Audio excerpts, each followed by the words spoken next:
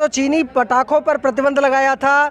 जो explosive act अधिनियम विस्फोटक अधिनियम धारा 9B के अंतर्गत विस्फोटक पदार्थ जो गैर कानूनी इनवैलिड हैं, तो धारा 9B के अंतर्गत उनका भंडारण, उनका वितरण, उनका विक्रय और उपयोग पर जो जुर्माना और दंडात्मक कार्यवाही है वो कार्यवाही की जाती है। जिसके चलते राजस्थान सरकार ने अभी कुछ समय पहले एक्शन लिया है और 10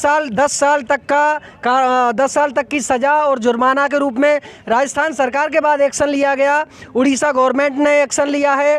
उसके बाद दिल्ली गवर्नमेंट ने तो पटाखों को पूर्णतः प्रतिबंधित कर दिया है। केवल ग्रीन पटाखों को इजाज़त दी है दिल्ली सरकार ने, चूँकि दिल्ली का जो प्रदूषण है NCR क्षेत्र का, उसके मद्देनज़र ये सारी सावधानियाँ बरती गई हैं।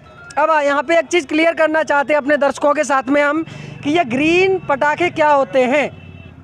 तो जो हमारा नीरी है NEERI national environmental engineering research institute, तो उसके अंतर्गत ग्रीन हाउस पटाखे दरअसल 2 साल पहले एक जो कवायद शुरू हुई थी सुप्रीम कोर्ट के द्वारा और जो सामाजिक संगठन पर्यावरण से संबंधित संगठन है उनके द्वारा, तो उसमें ये देखा गया कि पटाखों के द्वारा बहुत ज़्यादा मात्रा में जो सल्फ़र, नाइट्रोजन और हानिकारक गैसें जो प्रोड्यूस होती हैं और वातावरण को नुकसान पहुँचाती है, उनकी कंट्रोलिंग के लिए ग्रीन पटाखों का एक तरीका ईजाद किया गया।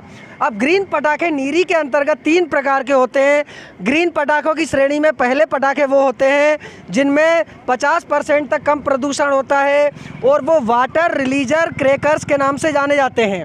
दरअसल उनमें जलने के साथ साथ पानी प्रोड्यूस होता है और सल्फ़र और नाइट्रोजन जैसी गैसें पानी में ही घुल जाती हैं, जो वातावरण में हवा में नहीं मिल पाती और वातावरण की हवा को प्रभावित नहीं कर पाती।